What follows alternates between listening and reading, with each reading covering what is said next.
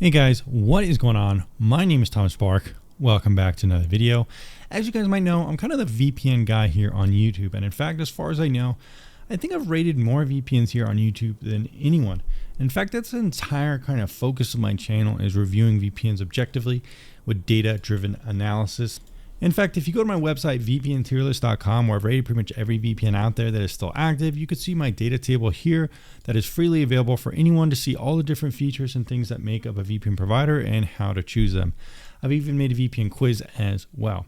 But today, what do I want to talk about? Well, I want to talk about Linus Tech Tips' latest video discussing why he is picking private internet access as a sponsor, and if my opinion on whether that's a good choice or not.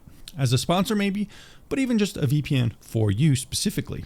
Now guys, one of the reasons I wanted to make this video is one, because someone in my Discord asked me about it, which you can join as well if you want.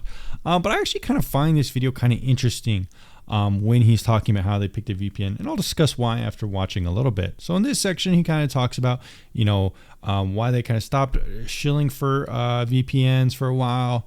And that's, if you're interested in wondering my take on people's thoughts on VPNs on YouTube, check out my last video where I show kind of the flip-flopping of different YouTubers when it comes to VPNs. They'll say, don't use one, use one, don't use one, don't use one, use one. So check out that video if you haven't seen that one. But here we go. Here's where he talks about how they chose the VPN they're going to be sponsored by. VPN to partner with. I mean, that VPN is owned by so-and-so, and those guys own all these other VPNs, and those guys hired that sketchy. And one thing I did want to mention, guys, before this section is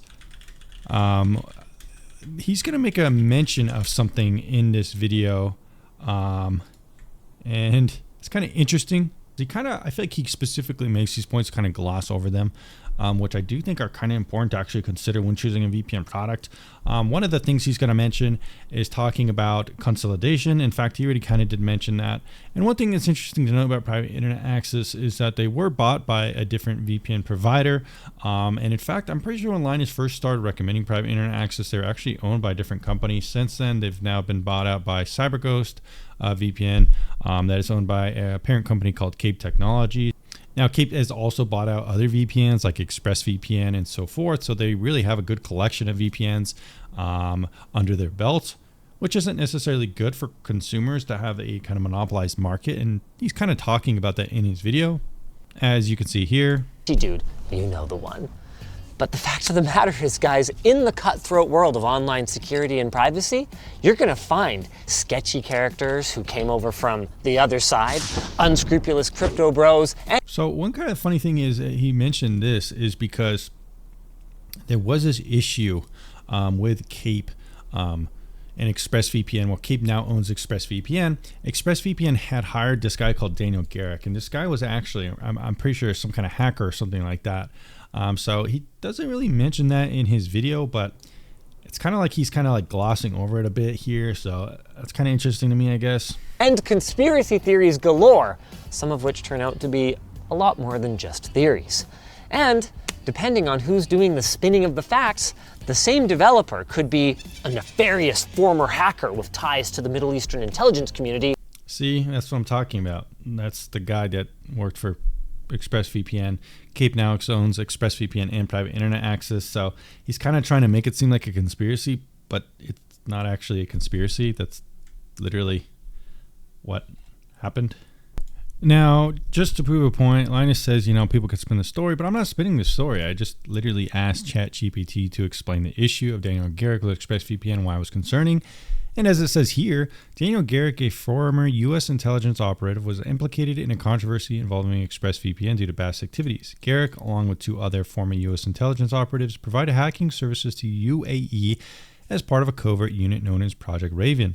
This operation involved hacking computers, networks, phone, and often targeting dissidents and activists. This concern arises from Garrick's role in ExpressVPN, a company that markets itself as a champion of privacy and security. His involvement in Project Raven, where he engaged in activities contrary to principles of privacy and security, raises questions about the integrity and trustworthiness of ExpressVPN.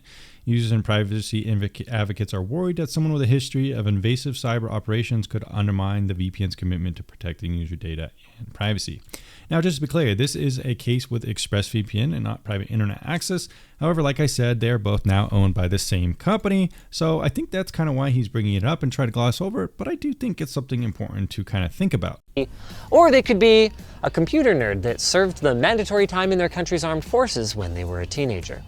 Another concern is that, according to VPN Pro, I think that was like some kind of weird attempt to kind of dismiss that other thing. I'm not quite sure though, because he didn't really go into it too much. at least 105 VPN providers are owned by just 24 corporations.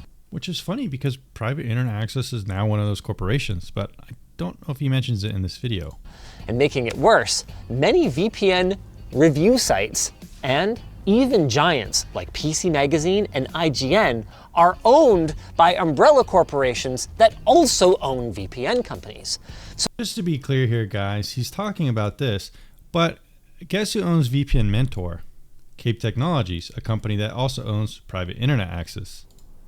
So yeah, Linus, I don't know if that's a good explanation why you pick private internet access when they do the same thing. So with so many conflicts of interest everywhere, and there's a conflict of interest here, to be clear. It's hard to trust pretty much anything. So he kind of tries to throw this out the window, and his main kind of reasoning for picking private internet access is just his anecdotal experience. You'll see here. That you read about this industry.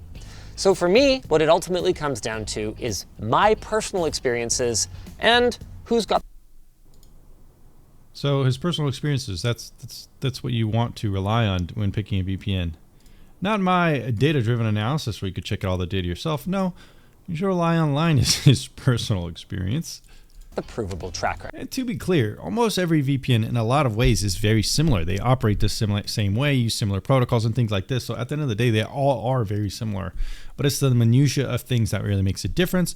And some of these things he's going to bring up here, a lot of VPNs do, or maybe even do better. Record. Which is why, more than 6 years after we first partnered with them, I'm still happy to tell you guys that we're going to be sticking with Private Internet Access, who, again, is not the sponsor of this video, but we do have an affiliate relationship with them. I use them, Luke uses them, and a bunch of other folks here at I would wager that one of the reasons they do use them is probably because their entire company gets free access, so. LMG do too. In fact, I could pretty much get free access to any VPN as well, so I'm certain they do. Like some business account or something even. But Linus, how can you trust them? I hear you asking. Well, so in this part, he's going to bring up some kind of like talking points. A lot of VPNs use RAM servers, no logs, transparency ports, and these kind of things. And a lot of VPNs do these things. They had me at bro. Too soon? Okay, to start with, PIA's no logs policy has been tested in court multiple times. They have. This is true, but again, a lot of VPNs do this. Never exist. Freedom and imprisonment, or worse.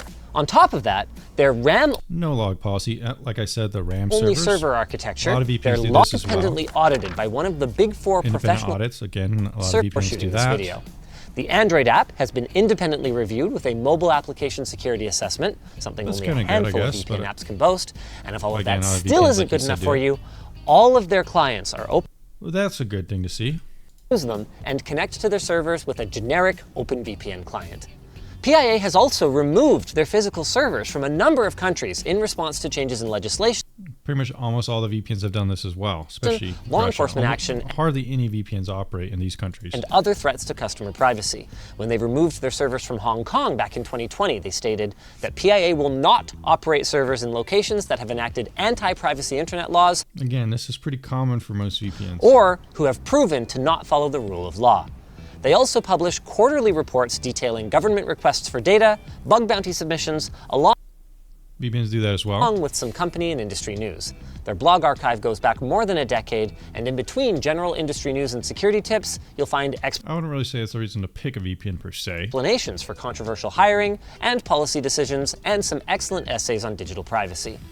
Most importantly though, while I have acknowledged in the past that VPN deals can be pretty lucrative, and the more subscriptions you drive, the more money you can make, PIA doesn't push us to say anything that is misleading whatsoever. In fact, this is actually a lot more common than you would think. I've had VPN sponsorships in the past for VPNs I like and rate well that just work well for my audience, and they never really give me any qualifiers at all. In fact, VPN sponsors and affiliate programs are unanimously very easy to promote because they don't give you any restrictions or any guidelines or anything. You can just kind of do whatever you want, and that's actually why you see so many sponsorships and affiliate programs for them.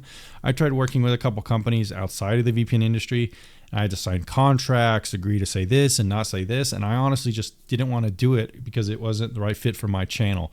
But VPNs, you really can say whatever you want, make whatever videos you want. This isn't really unique to private internet access. So it's kind of like his way of selling private internet access as a way to say that, you know, his recommendation is more trustworthy. But again, it's all VPNs are kind of like that. Community. And they don't make illegal activities any more legal. They're just one piece of your broader digital privacy He's just toolkit. kind of clarifying what VPNs can do. Just like our sponsor, Delete Me. And that's about it. So guys, that's kind of my thoughts on this one though. Outside of that, is private internet access a good VPN provider despite some of the qualifiers I had to give to Linus? Well, it's okay actually. It's actually an A-tier VPN. Last time I tested out the speeds, they were a little dodgy. I'm not sure exactly why. I was having some issues with WireGuard, I believe, testing it out. Outside of that though, they're pretty good. It's really just some of the speeds are a little bit slower.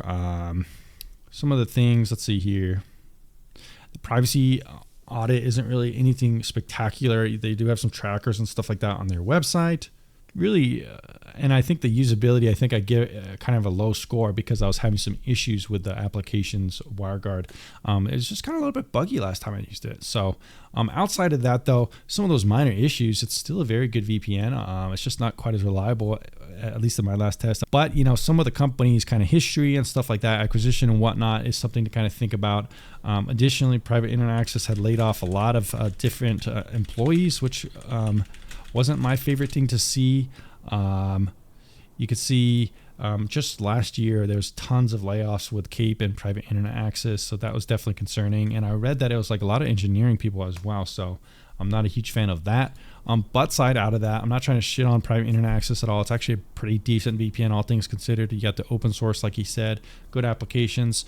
As long as it's working and it's not very buggy for you guys, it's not the worst VPN to choose if you did choose it from seeing Linus's video.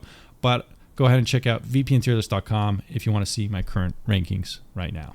Anyways, guys, thanks for checking out this video, and I'll see you again very soon.